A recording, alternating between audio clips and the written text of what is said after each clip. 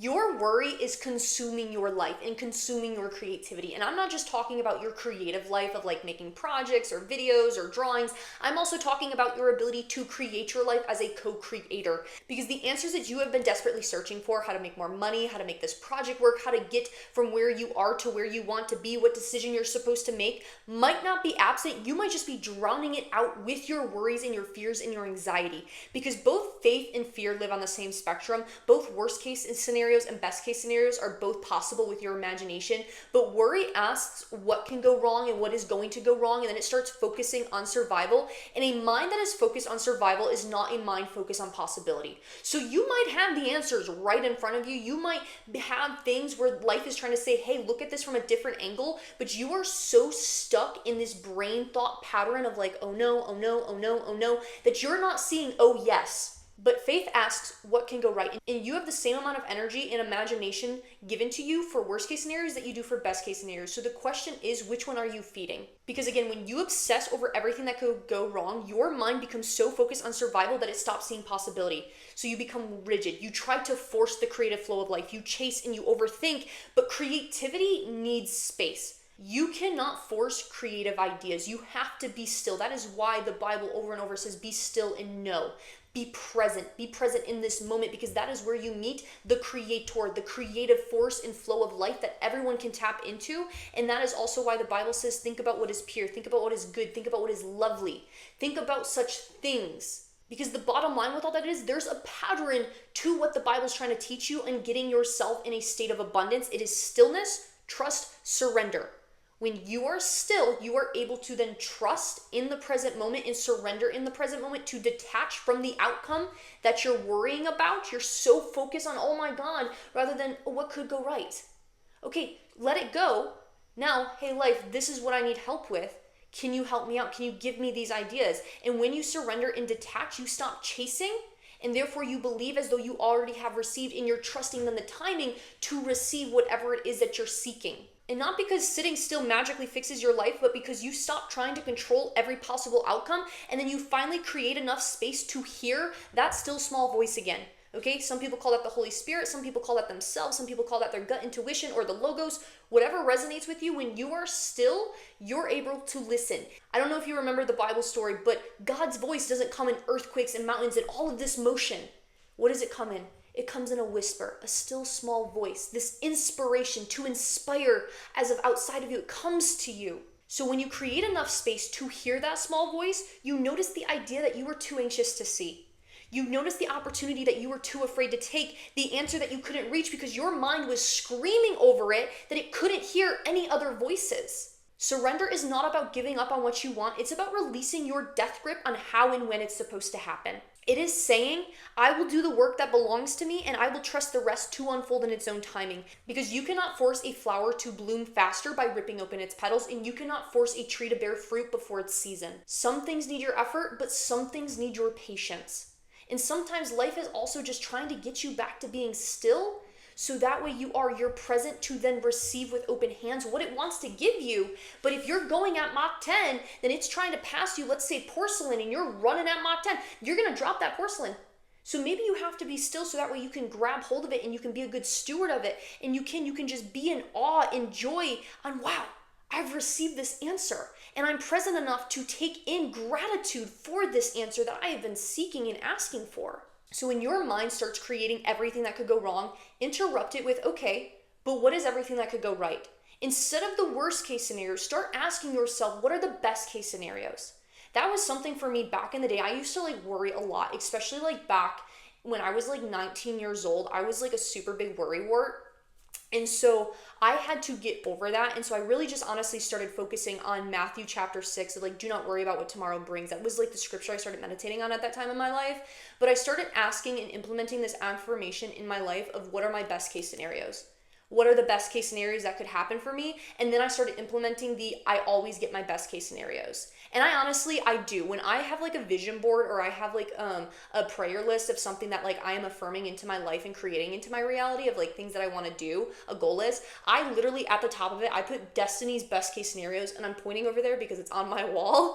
And so it literally says Destiny's best case scenarios, and then it lists I have, I am, I will, I close, whatever it is on like what I want. And then underneath it, I put my success is inevitable because nothing is impossible with God. And God is just higher self, life, source. But I still do use like the Christian terminology because that's honestly what's rooted in my subconscious still. And so that also means anytime I come into my room, or I'm laying on my bed, or I'm working on my projects, or even like right now I'm filming my video and I'm seeing it, that is then going into my subconscious, Destiny's best case scenarios, Destiny's best case scenarios. Wow, best case scenarios happen to me. And every time I see it, I do, because of this pattern and habit I've created over the past handful of years in my life. I'm like, yeah, my best case scenarios happen.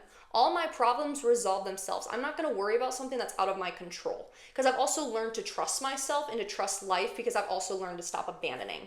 And that is where, if you can learn to stop self-abandoning, trusting yourself and trusting life is going to get a lot easier, because you abandon yourself because you don't trust yourself, and therefore you're also saying that you don't trust life. And what could you create if you stop spending all of your creative energy rehearsing disasters that haven't even happened?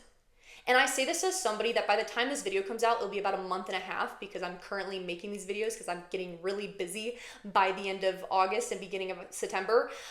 This past week, I have had a shit ton of deadlines. Okay, I've had deadlines with these YouTube videos. I've had deadlines with work projects and drafting proposals. And I also had deadlines with creative designs for a company that I work with alongside of with their clothing.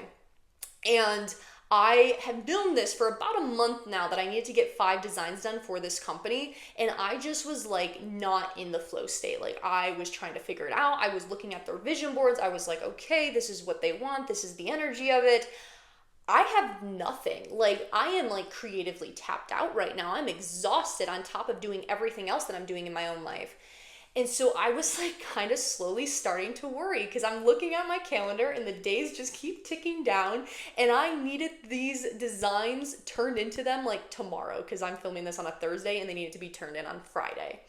And so literally it was Sunday and I'm like freaking out. Like I started worrying. I will be completely frank of like, I need literally 2 more designs and I can't think of any designs. Like I'm not going to be able to turn these in. Like, they're going to be disappointed and I'm not going to fulfill my side of the contract. So I was like kind of freaking out a little bit. And so I was just like trying to force the creative flow of like, okay, I'm going to sit here, I'm going to like think about it. And it just was not happening. And so finally I was like, okay, I don't want to waste any more time, because I don't really have time to waste right now. I'm kind of crunched on a lot of things. So what could I do? Well, I don't have the creative ideas for this. And so I just left it alone and I kind of forgot about it, even though I was still having the tabs open of like, we got to do this. And I started doing other projects. Well, fast forward, and I was in meditation on Tuesday afternoon. And I was just kind of sitting there and I was just like, okay, I'm just clearing out my mind. And I ended up looking up at the ceiling like after a little bit. I'm just like, I need help with some creative ideas here. And I just kind of go back to just kind of staring at the ceiling, clearing out my mind. All of a sudden, all of these like pictures and like ideas that I kind of had circulating in my head of a general idea just pieced together, and it was like, boom. And I was like, I need to start designing this. Even though I was set to actually film a YouTube video, I was like, nope, we're not filming that. We are working on this design. When you get the vision, you got to grab hold of it and do it. And so I did. I ended up designing these designs and I sent them to another person like who's helping with the project. And she was just like, that is the best design I have ever seen from you. And she was geeking out. I will be honest, that design was pretty badass. I just can't show you guys because they're not launching it for like another little while. Either way, that whole story was a reminder for me of what happens when you surrender to the flow state of life. Of worry consumes your creativity. When you are worrying, you are in survival mode. And when you are in survival mode, you are consuming life rather than co-creating with life. You have to be in a state of safety to actually be in a state of creation and actually be in a state of receiving, okay? You are either trying to grab hold of and trying to just hold on and survive. You know, you're trying to hold on to that like rope or that ship, rather than, you know what, I'm going to release and detach and I'm going to open my hands for life to give me what I'm supposed to have in my timing. So you can either create or you can either consume. You can either have faith or you can either have fear. You can either think of best case scenarios or you can think of worst case scenarios, but the choice is always yours. And if you can change your thinking and you can control this and harness this mind and learn to harness your chariot, you will change your life. And it's going to be mundane, everyday steps of patterns to implement that habit, because your beliefs become your behavior and your behavior becomes your life. So if you want a different life, if you want different behaviors, you do have to implement different beliefs, which means you're going to have to be diligent and disciplined and take accountability for yourself and say, okay, you know what? I don't like what I currently got going. I don't like how anxious and worrying I am about everything, and I'm worrying about all of these things. Put them down on paper. If you can get the beliefs and the thoughts out of your head onto paper, you've already solved half the problem. So if you're trying to figure out a way to make more money, if you're worrying about a job or a career or a relationship, whatever it is, get it out on paper of what it is that you're worrying about. And then look at that and say, okay, now what can I do about this? And then list all the things that you could do in your own strength to solve it. And then if you've got the answer, great. And if you still don't, then say, okay, what do I need help with? And what do I need to pray and believe that I have already received? And so whether you call that praying or you call that affirming, like affirmations of like, you know what, I have this and every day I'm going to implement and walk in that identity, or whether you call it even hell spell casting, because that's what witches call it. The point of life with all of that, whether prayer, spell casting, or affirmations, what you are doing, the bottom principle is the same, is you are setting your mind on things above and not things below. Okay, you are setting your mind on the things above that you want, and you are affirming what you want as if though you have it in this present moment. As Jesus might say in the parables that we have of this character, believe ye have received and ye shall receive. Walk in that faith, okay? So you have to walk in that identity. And again, if you believe something to be true, your beliefs create your behavior. That is why faith without works is dead, because you have to walk in that identity into then working. Wild things happen in stillness. And it's honestly one of the best pieces of advice that I got a long time ago, and it still sticks with me, especially when I start getting in those sometimes mini worry spirals that I have to catch myself on. Is I even told myself this past week, is sometimes the most spiritual thing you can do is take a nap. And I'm dead ass with that. Like, go lay on your bed, lay on your floor, just lay there and actually still your mind, so that way you can hear the still small voice again. And maybe, take a nap. Maybe your body doesn't need you to try to produce and create one more thing right now. Maybe it actually needs you to actually rejuvenate your soul and just to be still and nap. And I think sometimes we have this paradoxical thinking of where we need to go do more because we're like, man, I've got this tight schedule and I got to get all this stuff done. So we're trying to like hustle and force ourselves to flow because we're running out of time. That's worry, by the way. Instead of saying, you know what, let's just actually sit still. Let's breathe. I always have enough time for what I want and what I need. What is required of me exactly right now, this moment? Is this a life or death situation? Am I making death situations and having a death grip on something that does not need to be so? Am I overreacting and exaggerating because I'm not trusting myself to be competent and capable of doing what I need to do? Okay, cool. Let's actually reframe the mindset.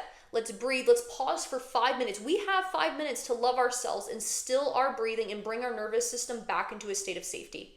And that's what it means to take a nap. That's what it means to meditate. That's what it means to just... And actually, I just made a video about that for the last Friday video if you want to check that out, of regulating your nervous system.